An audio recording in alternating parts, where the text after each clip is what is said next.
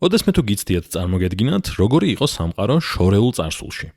შეიძლება დინოზავრების ეპოქის შესწავლა გაინტერესებთ, როდესაც დედამიწა დღევანდელზე ბევრად ცხელი იყო. ან იქნებ ის დრო გირჩევნიათ, როცა ტემპერატურა დღევანდელზე ბევრად დაბლა დაეცა. ჩვენ ამ უძველესი კლიმატური ტენდენციების შესახებ ვიცით, რადგან მეცნიერებმა ისწავლეს მათი შეფასება ყინულის კერნებიდან, ხის რგოლებიდან და სხვა ბუნებრივი მოვლენებიდან მიღებული მტკიცებულებების გამოყენებით. ახლა უკვე ვიცით, რომ შეგვიძლია მოველოდეთ დაახლოებით ისეთ პატერნს, როგორიც აქ არის ნაჩვენები NASA-ს ამ გრაფიკზე. ეს გრაფიკი გვაჩვენებს თუ როგორ იცვლებოდა ტემპერატურა ყოველწლიურად ამ ხაზთან შედარებით, რომელიც წარმოადგენს საშუალო გლობალურ წლიურ ტემპერატურას 1880-დან 1899 წლამდე. თუ განვიხილავთ 1880-დან 1940 წლამდე პერიოდს, დავინახავთ, რომ ზოგიერთ წელს ტემპერატურა იყო ამ საშუალოზე მაღალი, ზოგიერთ წელს დაბალი, მაგრამ ისინი ამ ხაზთან იყვნენ საკმაოდ ახლოს. თუმცა დაახლოებით 1950-იანი წლებიდან გლობალურმა საშუალო ტემპერატურამ დაიწყო უპრეცედენტო დონეზე ასვლა.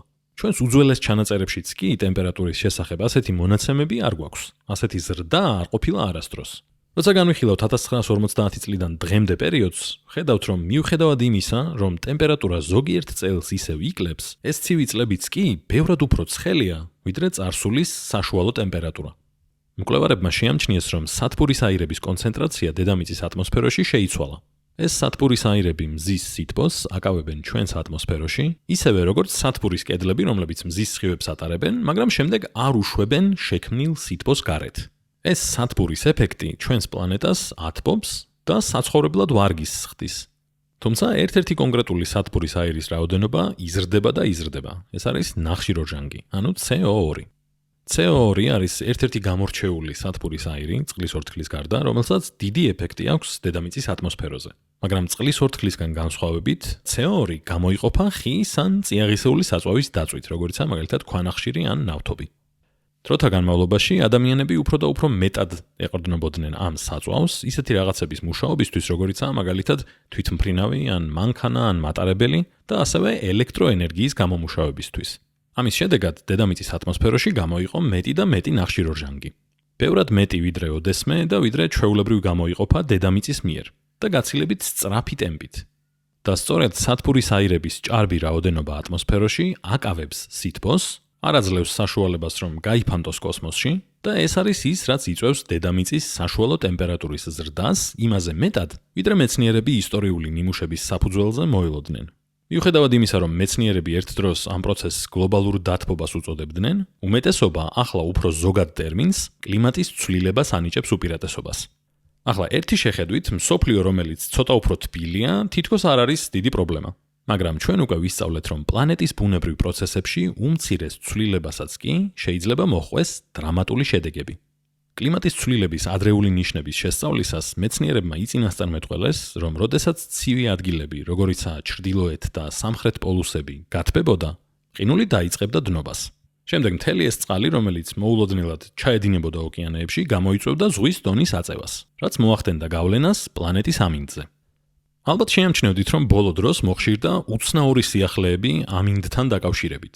თოვლი ისეთ ადგილებში, სადაც ჩვეულებრივ თბილა და მშრალია, გვალვა იმ ადგილებში, სადაც ჩვეულებრივ ცივა და წვიმიანია, უზარმაზარი ხანძრები უკიდურესად ცხელი ზაფხულის დროს, ძლიერი ქარიშხლები, რომლებიც სანაპირო ზოლებს აზიანებენ და ქალაქებს ტბორავენ და ასე შემდეგ.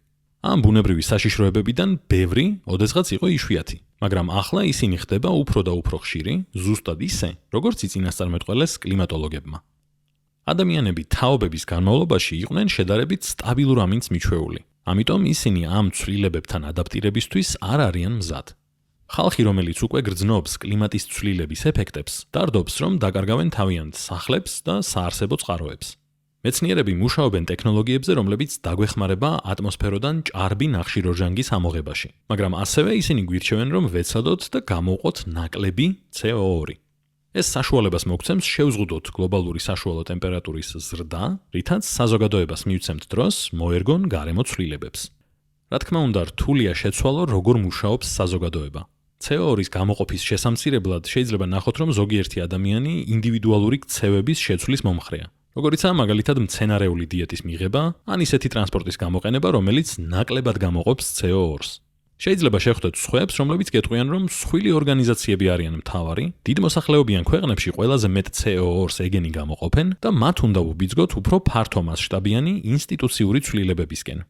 შეიძლება ამ ყველაფრის მოსმენა დამთრგუნველია ცოტა, მაგრამ ეს მხოლოდ ერთი მხარე არის. უამრავი ადამიანია, ვინც დარდობს ამაზე, ვინც ზრუნავს იმაზე, რომ უფრო ჯანსაღი იყოს ჩვენი ქცევები გარემოსთვის და ასეთი ადამიანების რაოდენობა იზრდება. და შენც შეგიძლია, რომ შენი ქცევებით ჯერ ერთი შეცვალო გარემო შენს გარშემო და ასევე სხვებისთვის იყოს შთაგონების წყარო.